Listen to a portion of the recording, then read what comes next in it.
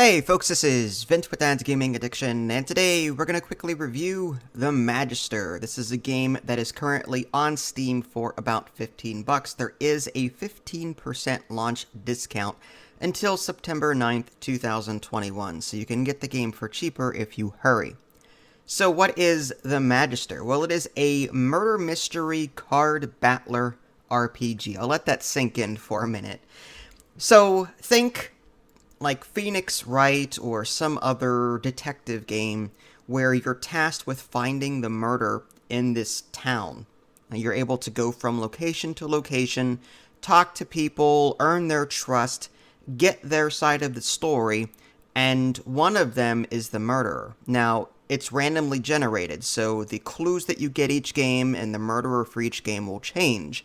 So that's really cool. It's not one of those one-off deals where you play it once, you've got your answer, and that's it, you're done. No, this is a randomly generated experience. While you're moving from location to location, you will on occasion have to battle things, either via talking or actual physical combat. And that's where the card system comes into play. You've got a combat deck and a, diplomacy deck, for lack of a better term, and you'll be able to, try to complete your objective. Whenever you're doing combat, typically you have to either knock out everyone or kill everyone that is against you. It operates on a time meter, so the actions that you play on your turn, like you can play as many cards as you want in your hand for that turn, but every card that you play typically has a second cost to it, and the more cards you play, the more your little icon goes up the meter, and it takes you longer to come back to your turn. So by playing a lot of cards, you have to wait a long time before you can take your next turn, okay? So it operates on that kind of thing. There's no, like, mana, this card takes 3 mana to play, this card takes 2 mana. There is a charge system. The charge system is sort of an optional thing. It typically adds more damage to the card that you play if it supports it. Like, this card might do 7 damage to an enemy. Spend an extra charge to do an additional whatever, or to stun, or whatever. You kind of get the idea there. There's also diplomacy, where you have to lower the rage of the person that you're talking to, and that's that's done by gaining something called empathy, which is like temporary spending points. And then you have a card that lets you reduce rage, and it costs a lot of empathy. So it's sort of like a mini deck builder mini game. And then once you're done, all of the cards that you've purchased at that point go away, except for your standard deck. It's really cool. So in the beginning, you get to choose a Magister. It's randomly generated. You roll 3 of them. You choose the one you like. If you don't like any of them, you can re-roll another 3. Pick one that you like. They each have like cons and pros. So you'll sort of have to decide what you like. For example, my Magister, the guy I'm right now, or I think she's a lady actually, she requires that I go to the temple every day to fulfill an obligation. So I do have to take time out of my day to do that. And the game does operate on a day-night cycle.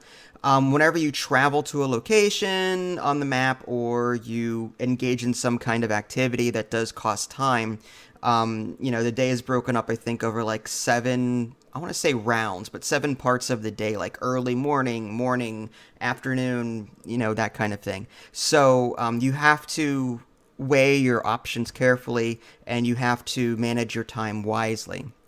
The ultimate goal here is to raise the reputation of all of the major characters that you're talking to by doing quests for them, or by beating them in a game of dice. Every character is different. There's a guy in the bar, for example. You can either play a mini game where you have to drink him under the table, or just play a dice game with him.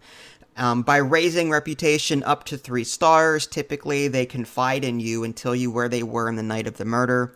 And they will sometimes, these characters, give you bolded text. And these bolded texts are clues that you can use, or talking points that you can use against other people.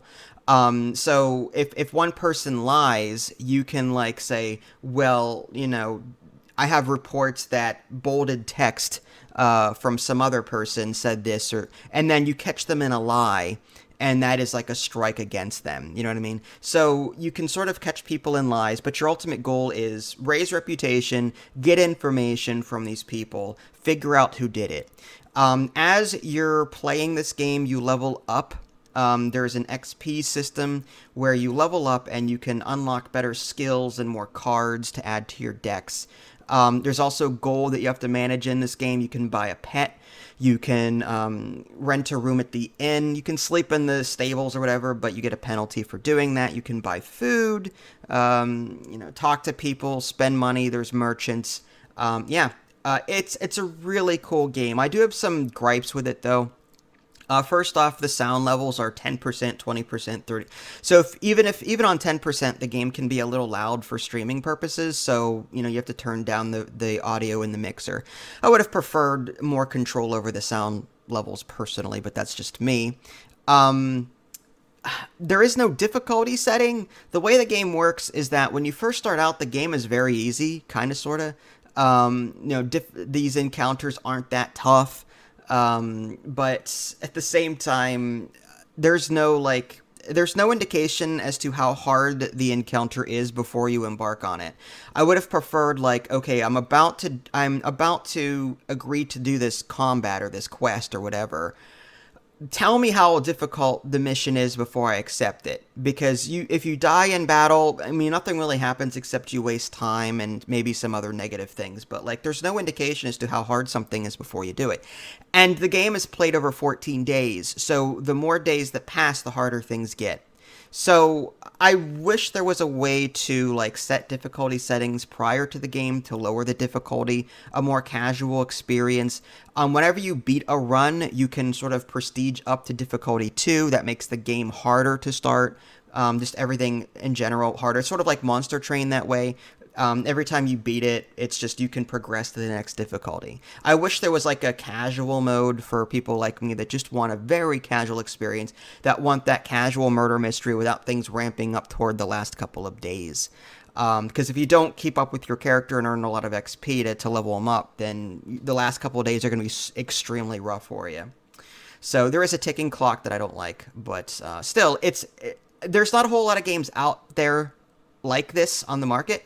So yes, I do recommend this game. It can be a little rough around the edges sometimes, but it does a lot more right than it does wrong, and it deserves your attention if you like murder mysteries with a touch of card battling. If you guys haven't already, subscribed to me on Twitch and YouTube. That way you can stay up to date with any new content I'm going to publish. This is Vince. Thanks for watching, and I'll catch you next time.